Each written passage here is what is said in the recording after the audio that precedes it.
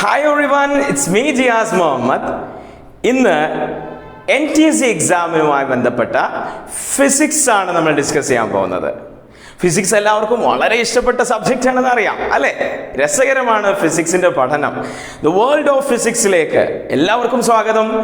നമ്മൾ ആദ്യം ഫിസിക്സിനെ രണ്ടായിട്ടൊന്ന് ക്ലാസിഫൈ ചെയ്യാം. പഠിക്കാനുള്ള ഒരു സൗകര്യത്തിനാണ് രണ്ടായിട്ട് ക്ലാസിഫൈ ചെയ്യാം. Number 1 ancient physics, number 2 modern physics. അതായത് പ്രാചീന ഭൗതികശാസ്ത്രവും ആധുനിക ഭൗതികശാസ്ത്രവും. എന്താവും പ്രാചീന ഭൗതികശാസ്ത്രം അല്ലെങ്കിൽ ആൻഷ്യന്റ് ഫിസിക്സ്? യെസ്, ഫിസിക്സിന്റെ തുടക്കകാലം മുതലേ ഉണ്ടായിരുന്ന ചില ഭാഗങ്ങളെ കോർത്തിണക്കിക്കൊണ്ട് പഠിക്കാനുള്ള സൗകര്യത്തിന് കൂടി വേണ്ടി നമ്മൾ ഇത്തരത്തിൽ മാറ്റിയതാണ്. ആദ്യം വരുന്നത്, അതായത് ഫസ്റ്റ് എവർ സബ്ജക്റ്റ് എന്ന് പറയുമ്പോൾ അത് ആസ്ട്രോണമി തന്നെയാണ് അല്ലേ? ആസ്ട്രോണമി, പ്രപഞ്ചശാസ്ത്രം. മലയാളത്തിൽ പ്രപഞ്ചശാസ്ത്രം എന്ന് പറയുന്നത് നമുക്ക് ആൻഷ്യന്റ് ഫിസിക്സിൽ അല്ലെങ്കിൽ first ever subject in the world, ലോകത്തിൽ ആദ്യമായിട്ടുണ്ടായ ഒരു സബ്ജക്റ്റ് എന്ന് വേണമെങ്കിൽ പറയാം. രണ്ടാമത്തെ ടോപ്പിക്, അതായത് ആൻഷ്യന്റ് ഫിസിക്സിലെ സെക്കൻഡ് ടോപ്പിക്, അത് മെക്കാനിക്സ് ആണ്. മെക്കാനിക്സ് മലയാളത്തിൽ നമ്മൾ യന്ത്രങ്ങളുമായി ബന്ധപ്പെട്ട അല്ലെങ്കിൽ ചലനവുമായി ബന്ധപ്പെട്ട കാര്യങ്ങളെല്ലാം ഇതിൽ ഡിസ്കസ് ചെയ്യുന്നു. ഫോഴ്സ് വരുന്നുണ്ട്, ഗ്രാവിറ്റേഷൻസ് വരുന്നുണ്ട്, അങ്ങനെ ഒത്തിരി കാര്യങ്ങൾ ഈ മെക്കാനിക്സുമായി ബന്ധപ്പെട്ട് വരുന്നുണ്ട്. മൂന്നാമത്തെ ടോപ്പിക്കാണ് ഒപ്റ്റിക്സ്, അതായത് ആസ്ട്രോണമി, മെക്കാനിക്സ്, മൂന്നാമത്തത് ഒപ്റ്റിക്സ്, പ്രകാശശാസ്ത്രം. പ്രകാശവുമായി ബന്ധപ്പെട്ട എല്ലാ കാര്യങ്ങളും ഇതിലാണ് നമ്മൾ ഉൾക്കൊള്ളിക്കുന്നത്. നാലാമത്തേത് തെർമോഡൈനാമിക്സ്, താപം, എനർജി, ഊർജം അല്ലെ? ഇത്തരം കാര്യങ്ങളൊക്കെ നിങ്ങൾ കേട്ടിട്ടുണ്ട്. ഇതെല്ലാം ഉൾപ്പെടുത്തിയിട്ടുള്ളതാണ് തെർമോഡൈനാമിക്സ്. അപ്പോൾ once again ancient physics and modern physics. In ancient physics നമ്മൾ ആദ്യം പറഞ്ഞു astronomy, then yes mechanics, then optics, fourth one is thermodynamics. ഇത്രയും കാര്യങ്ങളെ നമ്മൾ ഇതിൻ്റെ എല്ലാം ഔട്ട്ലൈൻ, ഏകദേശ രൂപം നമുക്ക് NTSC പരീക്ഷ എഴുതാൻ പോകുന്നതിന് മുമ്പ് നമുക്ക് ധാരണ വേണം. കഴിഞ്ഞില്ല, മോഡേൺ ഫിസിക്സ് കൂടി നമ്മൾ ജസ്റ്റ് ഒന്ന് പറയുന്നു. മോഡേൺ ഫിസിക്സിൽ നമുക്ക് എല്ലാവർക്കും ഇഷ്ടമുള്ള അല്ലെങ്കിൽ നമുക്ക് ഏറെ സുപരിചിതമായ ഒന്നാണ് ഇലക്ട്രോണിക്സ്. യെസ്, മൂവ്മെന്റ് ഓഫ് ഇലക്ട്രോണുകൾ അല്ലെ? ഇലക്ട്രോണുകളുടെ ചലനവുമായി ബന്ധപ്പെട്ട് ഇലക്ട്രോണിക്സ് എന്ന മേഖല. അടുത്തത് നമ്മൾ ഡിസ്കസ് ചെയ്യുന്നത് അല്ലെങ്കിൽ മോഡേൺ ഫിസിക്സിലെ മറ്റൊരു മേഖലയാണ് ഫോട്ടോണിക്സ്, അതായത് ഒപ്റ്റിക്സിന്റെ മോഡേൺ രൂപം. മൂന്നാമത്തെ ടോപ്പിക് എന്ന് പറയുന്നത് ന്യൂക്ലിയർ ഫിസിക്സ് ആണ്. And finally quantum mechanics. Previous year NTSC question paper നോക്കിക്കഴിഞ്ഞാൽ ഏകദേശം 13 ചോദ്യമാണ് ഫിസിക്സ് എന്ന സബ്ജക്റ്റിൽ നിന്ന് സാധാരണയായി ചോദിക്കാറുള്ളത്. സാറ്റിൽ 40 മാർക്ക് സയൻസിനാണെന്ന് നിങ്ങൾക്കറിയാം. 13 question physics, 13 question chemistry, 14 question biology. ഇങ്ങനെയാണ് സാറ്റിൽ സയൻസിൻ്റെ ക്വസ്റ്റ്യൻസ് വരുന്നത്. ഈ ഫിസിക്സിലെ 13 ചോദ്യങ്ങളിൽ കൂടുതൽ ഭാഗവും ഒപ്റ്റിക്സ് എന്ന മേഖലയിൽ നിന്നാണ് ചോദിച്ചു കണ്ടിട്ടുള്ളത്. പ്രീവിയസ് ഇയർ ക്വസ്റ്റ്യൻ പേപ്പർ നോക്കിക്കഴിഞ്ഞാൽ സെക്കൻഡ് പ്രയോറിറ്റി ഉള്ളത് ഇലക്ട്രിസിറ്റി ആൻഡ് മാഗ്നറ്റിസം എന്നുള്ള കാന്തികതയുമായി, വൈദ്യുതിയും കാന്തികതയുമായി ബന്ധപ്പെട്ട മേഖലയ്ക്കാണ്. തേർഡ് പ്രയോറിറ്റിയാണ് മെക്കാനിക്സ് അല്ലെങ്കിൽ ചലനം എന്ന മേഖലയ്ക്കുള്ളത്. നമ്മൾ ഇന്ന് ഡിസ്കസ് ചെയ്യാൻ പോകുന്നത് മെക്കാനിക്സിന്റെ കുറച്ച് ഭാഗങ്ങളാണ്. മെക്കാനിക്സിൽ ഏറ്റവും പ്രധാനപ്പെട്ടത്, അതായത് ചലനം എന്നുള്ളത് നിങ്ങൾ കുഞ്ഞുനാളിലെ ചെറിയ ക്ലാസ് മുതലേ പഠിക്കുന്നതാണ്. മോഷൻ, ചലനം, അതിൽ പ്രധാനപ്പെട്ടത് force and laws of motion. Newton ആവിഷ്കരിച്ച ലോസ് ഓഫ് മോഷനുമായി ബന്ധപ്പെട്ട വളരെ ഇമ്പോർട്ടൻ്റ് ആയിട്ടുള്ള കാര്യങ്ങൾ ഉണ്ടാകും. അതുപോലെ ഇക്വേഷൻസ് ഓഫ് മോഷൻ അതിൽ വരുന്നതാണ്. ഗ്രാവിറ്റേഷൻ, അതായത് ഗുരുത്വാകർഷണം എന്ന ടോപ്പിക് അതിൽ വരുന്നുണ്ട്. Finally work and energy. ഇതെല്ലാം നമുക്ക് ഈ മെക്കാനിക്സ് എന്ന ടോപ്പിക്കിന് അണ്ടറിൽ വരുന്ന അല്ലെങ്കിൽ പഠിക്കേണ്ട ഭാഗങ്ങളാണ്. Let start with motion. ചലനവുമായി ബന്ധപ്പെട്ട പ്രധാന കാര്യങ്ങളിൽ നിന്ന് നമുക്ക് തുടങ്ങാം. ഓക്കെ, വളരെ ഇൻട്രസ്റ്റിംഗ് ആണ്. നമ്മളുടെ ബോഡി നോക്കിക്കഴിഞ്ഞാൽ തന്നെ നമുക്ക് ഒത്തിരി ചലനങ്ങൾ അല്ലെങ്കിൽ ഓരോ മൂവ്മെന്റും നമ്മൾ വാച്ച് ചെയ്ത് കഴിഞ്ഞാൽ അതിലെല്ലാം സയൻസ് റിലേറ്റഡ് ആണെന്ന് നമുക്കറിയാം. First one, what is motion? എന്താണ് സത്യത്തിൽ മോഷൻ എന്ന് പറഞ്ഞാൽ? എന്താണ് ചലനം എന്ന് പറഞ്ഞു കഴിഞ്ഞാൽ? Yes, that's it. ചലനം എന്ന് പറഞ്ഞാൽ ഒരു ഒബ്ജക്റ്റിന്, അതായത് ഫ്രെയിം ഓഫ് റെഫറൻസ്, നമ്മൾ എന്തെങ്കിലും ഒരു നിശ്ചലമായിട്ടുള്ള ഒരു വസ്തുവിനെ അപേക്ഷിച്ച് മറ്റൊരു വസ്തു അതിൻ്റെ സ്ഥാനം മാറുന്നെങ്കിൽ, ഒരു വസ്തുവിൻ്റെ സ്ഥാനം മാറുക അത് എന്തിനടിസ്ഥാനത്തിൽ? മറ്റൊരു നിശ്ചലമായിട്ടുള്ള ഒരു വസ്തുവിൻ്റെ അടിസ്ഥാനത്തിൽ സ്ഥാനം മാറുന്നെങ്കിലാണ് നമ്മൾ ആ വസ്തു ചലിച്ചുകൊണ്ടിരിക്കുന്നു എന്ന് പറയുക. That means an object having motion if its position changes with respect to another object. That frame of reference must be, yes, constant in position. ഒരു സ്ഥാനം മാറാത്തൊരു വസ്തു, ഫോർ എക്സാമ്പിൾ നമ്മളൊരു ബിൽഡിങ്ങിനെ, സ്കൂളിൻ്റെ ഒരു ബിൽഡിങ്ങിനെ ബേസ് ചെയ്തുകൊണ്ട് അതിന് മുന്നിലൂടെയുള്ള റോഡിലൂടെ ഒരു വാഹനം പോവാണ്, ഒരു കാറ് പോവാണ്. സോ ആ കാറിൻ്റെ ചലനം നമ്മൾ ആ ബിൽഡിങ്ങുമായിട്ട്, നമ്മുടെ സ്കൂൾ ബിൽഡിങ്ങുമായിട്ടാണ് കമ്പയർ ചെയ്തത്. ആ കമ്പാരിസൺ വരുമ്പോഴാണ് നമ്മൾ മോഷനിലാണ്, ഈ കാറ് സഞ്ചരിക്കുകയാണ് എന്ന് പറയണമെന്നുണ്ടെങ്കിൽ അതിന് ഫ്രെയിം ഓഫ് റെഫറൻസ് ആയി എന്ത് കൊടുക്കണം? ഒരു നിശ്ചലമായി നിൽക്കുന്ന, പൊസിഷൻ ചേഞ്ച് ചെയ്യാത്ത ഒരു ബിൽഡിംഗ് പോലെ മറ്റ് ഒത്തിരി എക്സാമ്പിൾസ് നിങ്ങൾക്ക് ഇതുമായി ബന്ധപ്പെട്ട് കിട്ടും. ദിസ് ഇസ് ആക്ച്വലി മോഷൻ, അതായത് പൊസിഷൻ ചേഞ്ച് ചെയ്യുക എന്ന് നമുക്ക് ഷോർട്ടായിട്ട് വേണമെങ്കിൽ പറയാം. മോഷൻ സത്യത്തിൽ നമുക്ക് പ്രധാനമായും രണ്ട് തരത്തിൽ കണക്കാക്കാം, അതായത് യൂണിഫോം മോഷനും നോൺ യൂണിഫോം മോഷൻ, സമചലനവും അസമചലനവും. യൂണിഫോം മോഷൻ എന്ന് പറഞ്ഞാൽ തുല്യ സമയത്തിൽ തുല്യ ദൂരം സഞ്ചരിക്കുക, equal distance covers in equal intervals of time. എന്നാൽ നോൺ യൂണിഫോം മോഷനോ, അതായത് അസമചലനമോ, unequal distance covers in equal intervals of time. അതായത് തുല്യ സമയത്തിൽ വ്യത്യസ്തമായ ദൂരം കവർ ചെയ്യുമ്പോൾ നമുക്ക് അസമചലനമായിട്ട് കണക്കാക്കാം. ഇത് ഉദാഹരണ സഹിതം വ്യക്തമാണെങ്കിലേ നമുക്ക് ഇനിയുള്ള പ്രോബ്ലംസ് എല്ലാം ചെയ്യാനും കഴിയുള്ളൂ. അതായത് ഒരാൾ യൂണിഫോം മോഷനിലാണ് എന്ന് പറഞ്ഞാൽ ഇൻ്റർവൽസ് ഓഫ് ടൈം, നമുക്ക് ഗ്രാഫ് ഇതിൽ വളരെ പ്രധാനപ്പെട്ട ഒരു കാര്യം കൂടിയാണ്. ഇൻ്റർവൽസ് ഓഫ് ടൈം, ആദ്യത്തെ 10 സെക്കൻഡിനെ നമ്മൾ ഓരോ സെക്കൻഡായിട്ട് ഡിവൈഡ് ചെയ്താൽ ഓരോ സെക്കൻഡിലും ഇദ്ദേഹം സഞ്ചരിക്കുന്ന ദൂരം തുല്യമായിരിക്കും. സമചലനത്തിലുള്ള കാര്യമാണ് പറഞ്ഞത്. അതായത് യൂണിഫോം മോഷൻ ആണെങ്കിൽ ഒരേ ദൂരമായിരിക്കും എല്ലാ ഇൻ്റർവൽസ് ഓഫ് ടൈമിലും ഇയാളുടെ സഞ്ചാരമായിട്ട് നമുക്ക് കാണാൻ പറ്റാം. എന്നാൽ നോൺ യൂണിഫോം മോഷനിലോ ഓരോ ഇൻ്റർവൽസ് ഓഫ് ടൈം എടുത്തു കഴിഞ്ഞാലും വ്യത്യസ്ത ദൂരങ്ങളായിരിക്കും ഇദ്ദേഹം സഞ്ചരിച്ചിട്ടുള്ളത്.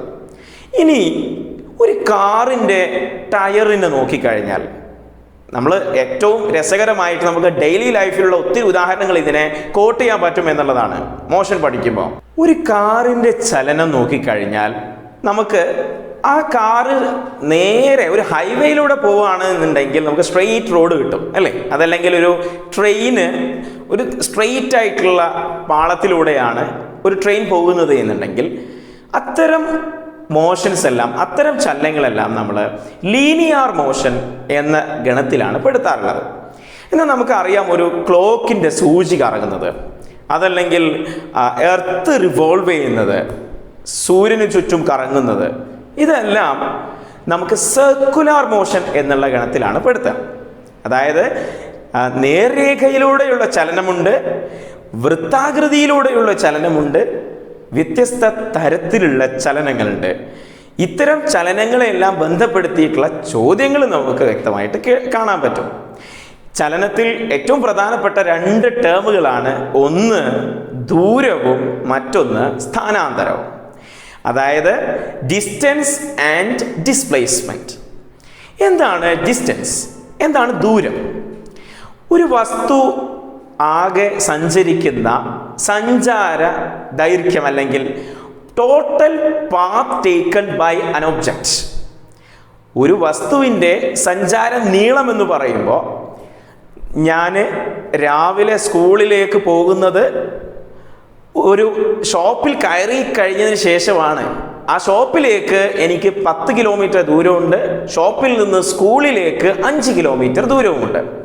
ഇത് രണ്ടും കൂടെ ചേർത്ത് കഴിഞ്ഞാൽ, അതായത് പാത്ത് ലെങ്ത് ആദ്യത്തെ 10 കിലോമീറ്ററും രണ്ടാമത്തെ 5 കിലോമീറ്ററും കൂടെ ചേർത്ത് കഴിഞ്ഞാൽ എനിക്ക് ആകെ ഞാൻ സഞ്ചരിച്ച വഴി നീളം കിട്ടും, total path taken. So that's it, 15 kilometre അല്ലേ. ഇനി എൻ്റെ ഈ ഒരു 15 കിലോമീറ്റർ ഡിസ്പ്ലേസ്മെന്റിന്റെ ടേംസിൽ നോക്കിക്കഴിഞ്ഞാലോ, ദാറ്റ് വിൽ ബി ഡിഫറെൻറ്റ്. അതായത് എൻ്റെ വീടും സ്കൂളും തമ്മിലുള്ള ഷോർട്ടസ്റ്റ് ഡിസ്റ്റൻസ് എത്രയാണോ അതാണ് സത്യത്തിൽ ഡിസ്പ്ലേസ്മെന്റ്. സോ നമുക്ക് ഈ ഡിസ്റ്റൻസിനെയും ഡിസ്പ്ലേസ്മെന്റിനെയും കൃത്യമായി മനസ്സിലാക്കാൻ ഒരു ചെറിയ പ്രോബ്ലം ഇവിടെ ചെയ്യാം. ഓക്കെ, നിങ്ങൾ നോക്കൂ, ഡയഗ്രത്തിൽ കാണാം എയിൽ നിന്ന് ബിയിലേക്ക് 3 കിലോമീറ്ററും ബിയിൽ നിന്ന് സിയിലേക്ക് 4 കിലോമീറ്ററുമാണ് ഡയഗ്രത്തിലുള്ളത്. ഒരു വ്യക്തി എ മുതൽ സി വരെ യാത്ര ചെയ്തു എങ്കിൽ, ത്രൂ ബിയിലൂടെയാണ് യാത്ര ചെയ്തത് എങ്കിൽ അദ്ദേഹത്തിന് ആകെ പാത്ത് ടേക്കൺ എത്രയായിരിക്കും? Yes, you will get 2 seconds.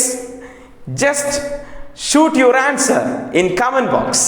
Okay, yes, that's it, right answer. Most of you get excellent correct answer. See, 7 kilometer is the right answer, isn't it? ആദ്യത്തെ 4 കിലോമീറ്ററും പിന്നെ 3 കിലോമീറ്റർ രണ്ടും കൂടെ ആഡ് ചെയ്തപ്പോൾ നമുക്ക് 7 കിലോമീറ്റർ ദൂരം കിട്ടി. ഇനി എ ടു സി ഡയറക്റ്റ് ഒരു സ്ട്രെയിറ്റ് ലൈൻ വരച്ചു കഴിഞ്ഞാൽ നമുക്ക് പൈതഗോറസ് തിയറം അനുസരിച്ച് 3 സ്ക്വയർ പ്ലസ് 4 സ്ക്വയർ ചെയ്ത് അതിന്റെ സ്ക്വയർ റൂട്ട് എടുത്താലല്ലേ നമ്മൾ ഹൈപ്പോട്ടന്യൂസ് കണ്ടെത്തിയിട്ടുള്ളത്.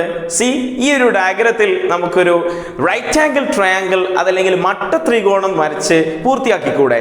അങ്ങനെയാണെങ്കിൽ എയും സിയും തമ്മിലുള്ള നേർരേഖ എന്ന് പറയുന്നത് ആ മട്ട ത്രികോണത്തിന്റെ കർണം അല്ലെങ്കിൽ ഹൈപ്പോട്ടന്യൂസ് ആകും അല്ലേ. അപ്പം ഹൈപ്പോട്ടന്യൂസ് കണ്ടെത്തുന്നത് സ്ക്വയർ റൂട്ട് ഓഫ് പാദം സ്ക്വയർ പ്ലസ് ലംബം സ്ക്വയർ. That's it.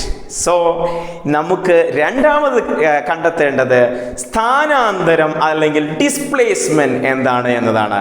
ഇവിടെ 3 square is equal to 9, 4 square is equal to 16. So 9 plus 16, 25.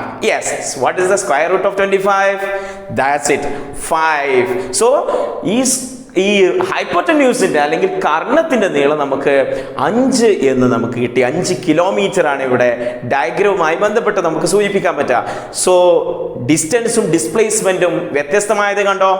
ദൂരം 7 കിലോമീറ്റർ ആയിരുന്നു, എന്നാൽ സ്ഥാനാന്തരം കണ്ടെത്തിയപ്പോൾ നമുക്ക് 5 കിലോമീറ്റർ ആണ് കിട്ടിയത്. ഇതിൽ നിന്ന് വ്യക്തമാണ് എന്താണ് ദൂരം, എന്താണ് സ്ഥാനാന്തരം എന്ന്. സോ ഡിസ്റ്റൻസ് അല്ലെങ്കിൽ ദൂരം എന്ന് പറഞ്ഞാൽ total path taken by an object, വഴി നീളം അല്ലേ.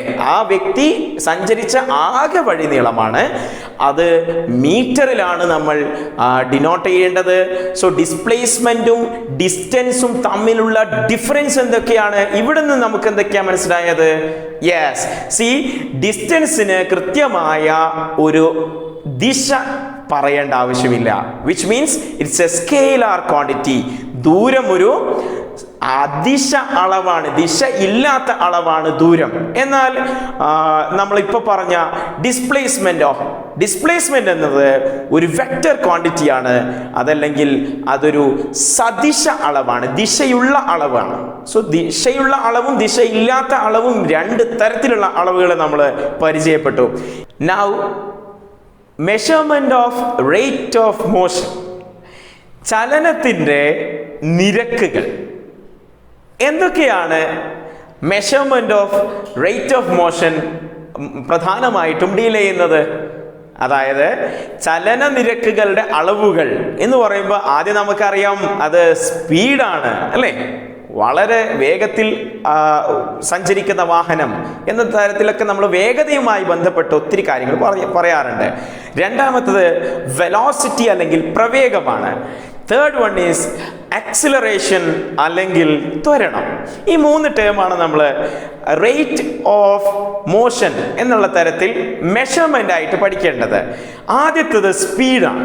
Speed distance divide by time, അല്ലെങ്കിൽ വേഗത എന്നത് ദൂരം ബൈ സമയമാണ് എന്നത് നമുക്ക് അറിയുന്ന ഇക്വേഷനാണ്. ദൂരത്തെ സമയം കൊണ്ട് ഹരിച്ചാൽ കിട്ടുന്നത്.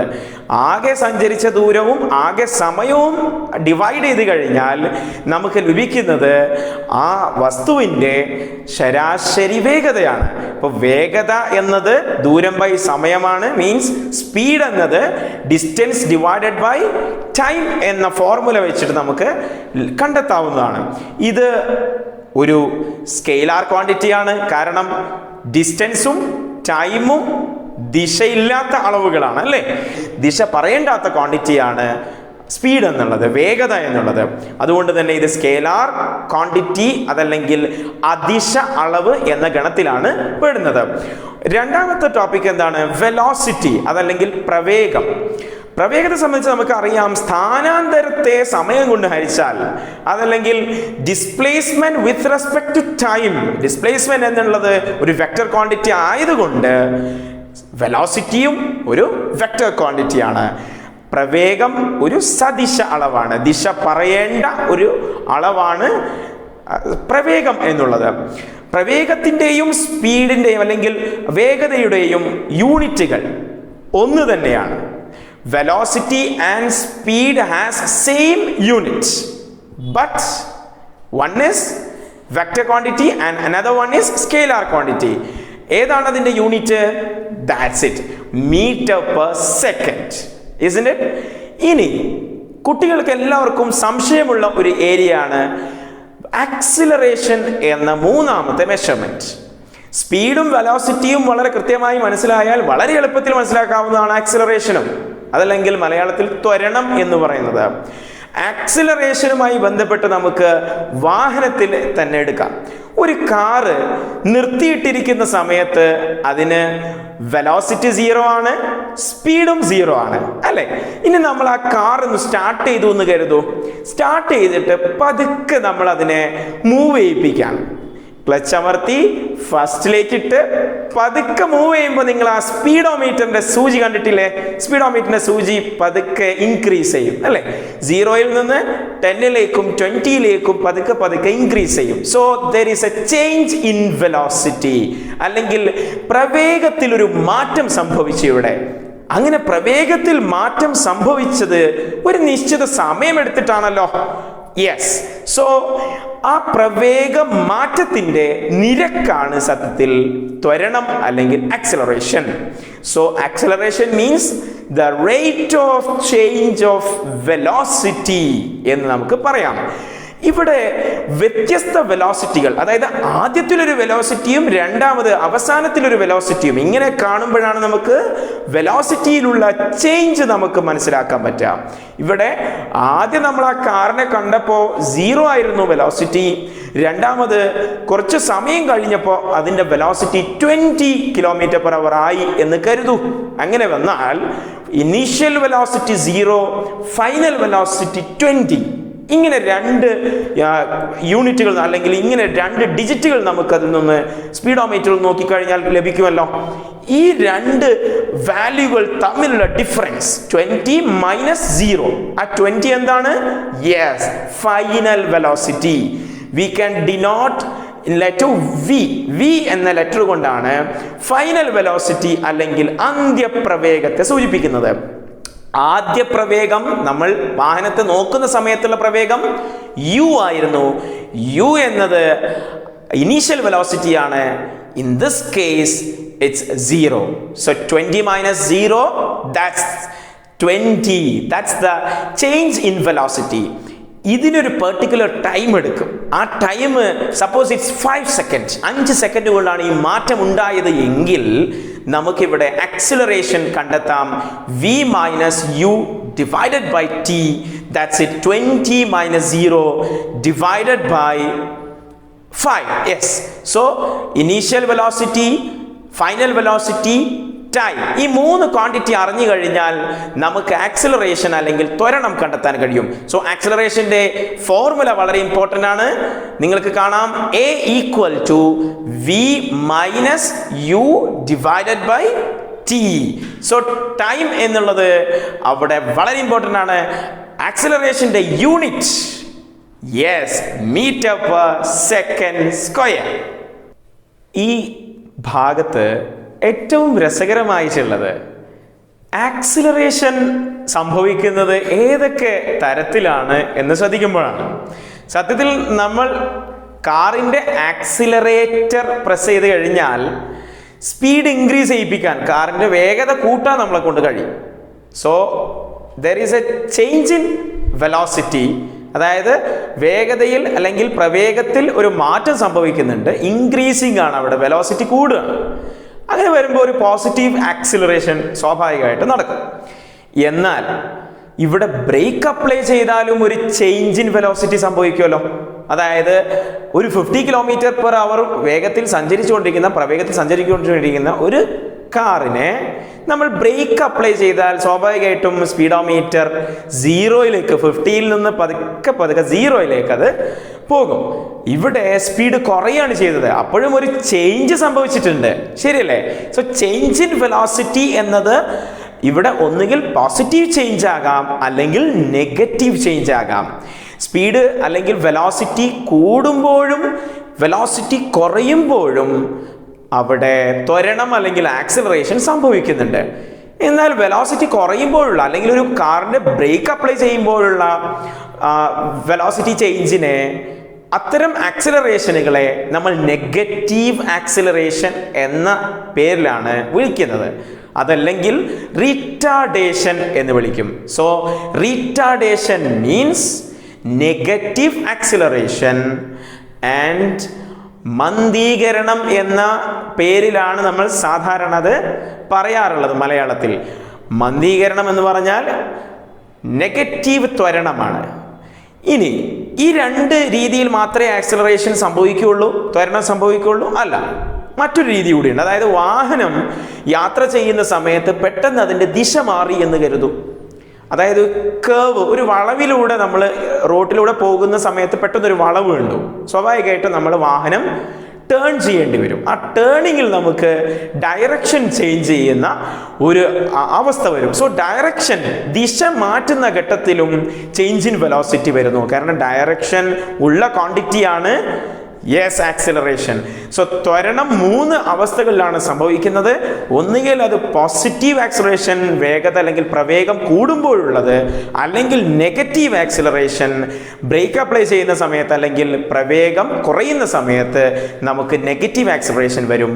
മൂന്നാമത്തത് ത്വരണം സംഭവിക്കുന്നത് ദിശ വ്യത്യാസപ്പെട്ടിട്ട് ഡയറക്ഷൻ ചേഞ്ചിങ്ങിലൂടെ ആക്സിലറേഷൻ വരുന്ന മൂന്നാമത്തെ ഘട്ടം. ഇങ്ങനെ 3 ഘട്ടങ്ങളിലൂടെയാണ് നമുക്ക് ആക്സിലറേഷൻ സംഭവിക്കാം. ഇനി എല്ലാ മത്സര പരീക്ഷകൾക്കും NTSC പ്രത്യേകിച്ച് രസകരമായ ക്വസ്റ്റ്യൻസ് വരുന്നത് ഗ്രാഫിൽ നിന്നാണ്.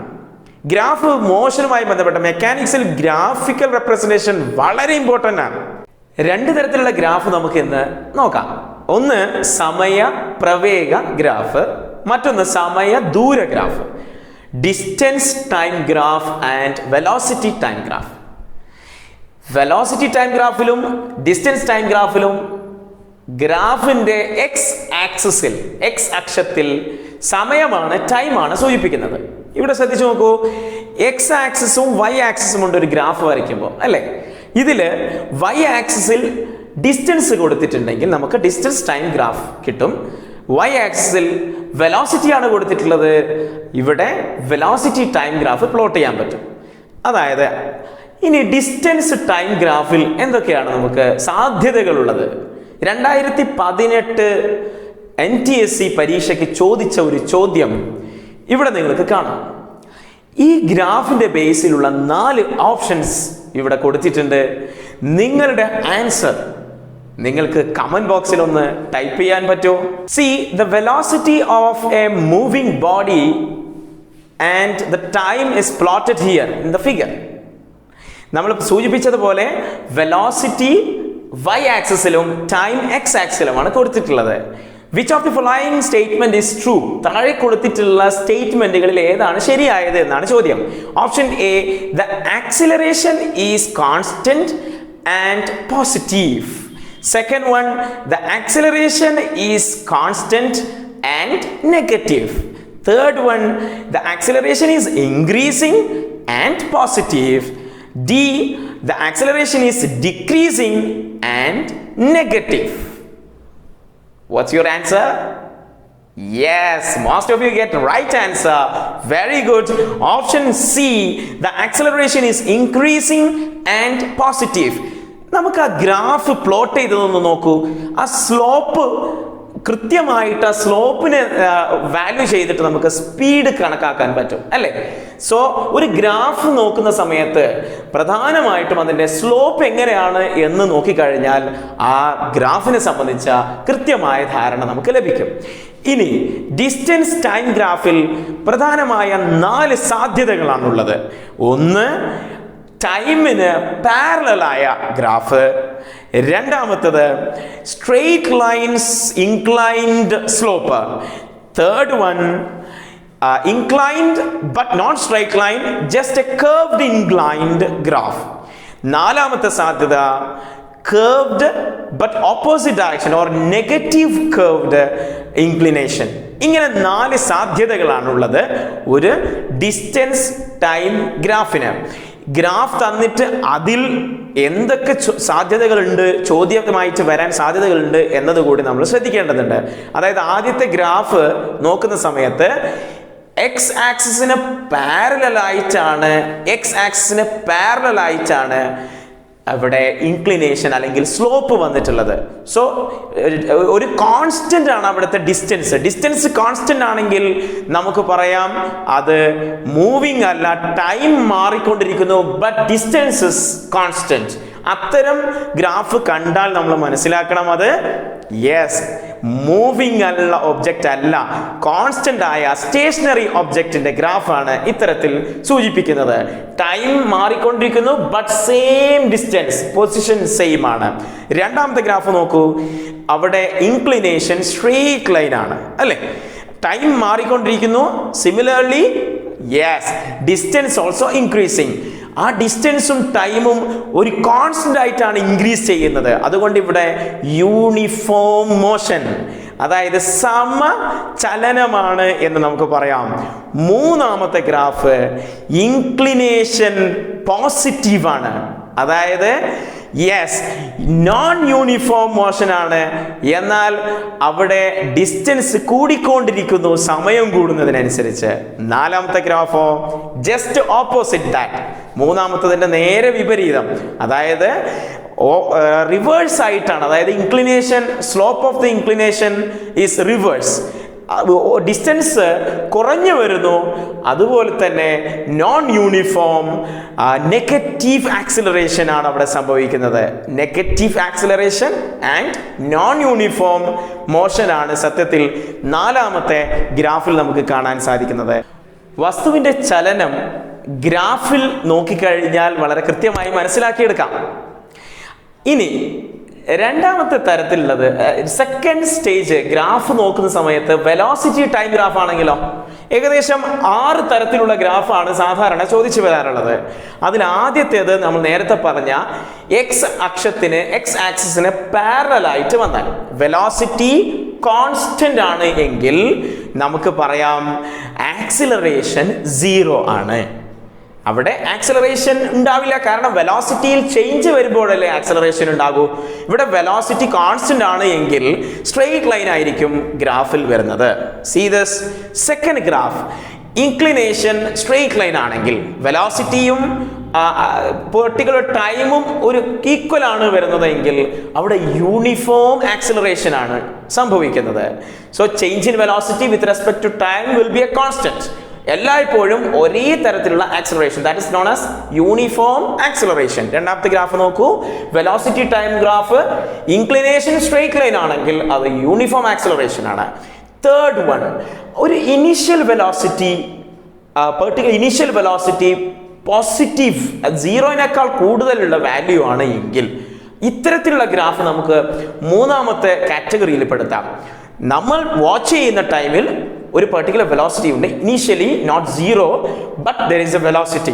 ഇനി final also the straight line, രണ്ടാമത്തെ ഗ്രാഫ് പറഞ്ഞതുപോലെ ഇൻക്ലിനേഷൻ സ്ട്രെയിറ്റ് ലൈൻ തന്നെയാണ്.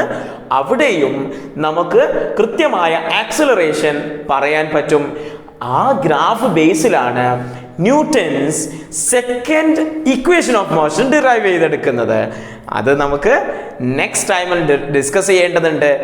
നിങ്ങൾക്ക് ഇത്തരം ഭാഗങ്ങളെല്ലാം പാഠപുസ്തകങ്ങളിൽ ഉള്ള വളരെ വ്യക്തമായി കൊടുത്ത ഭാഗങ്ങളെല്ലാം ഗ്രാഫ് വളരെ പ്രധാനമാണ് എന്ന് സൂചിപ്പിക്കാനാണ് നമ്മൾ ഇത്തരത്തിലൂടെ ഗ്രാഫിലൂടെ തന്നെ പോകുന്നത്.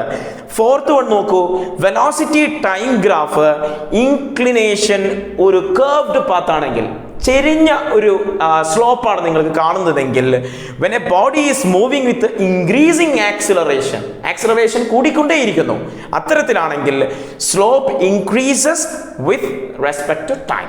സ്ലോപ്പ് കൂടിക്കൊണ്ടേയിരിക്കും. ആക്സിലറേഷൻ കൂടിക്കൊണ്ടേയിരിക്കുന്നെങ്കിൽ അതിന്റെ സ്ലോപ്പും കൂടിക്കൊണ്ടേയിരിക്കും. മൂന്നാമത്തെ ഗ്രാഫില് positive acceleration and increasing acceleration also increasing. അതാണ് നമ്മൾ 2018 ക്വസ്റ്റ്യൻ ആയി വന്നത്. ഓക്കെ, സി ഫിഫ്ത്ത് ഗ്രാഫ് നോക്കൂ. when a body is moving with decreasing acceleration, നേരെ സ്ലോപ്പ് റിവേഴ്സ് ആണ്. അങ്ങനെ സംഭവിക്കുമ്പോൾ സ്ലോപ്പ് ഡിക്രീസസ് വിത്ത് ടൈം.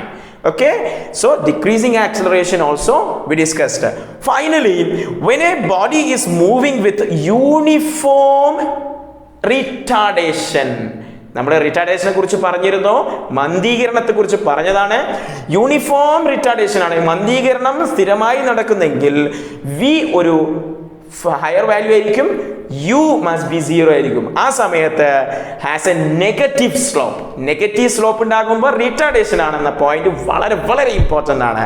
ഇത്രയും കാര്യങ്ങൾ നമ്മൾ ഗ്രാഫിലൂടെ നമുക്ക് വളരെ വ്യക്തമായിട്ട് മനസ്സിലായി. So just draw these 6 graph related to velocity time graph and 4 graphs related to distance time graph.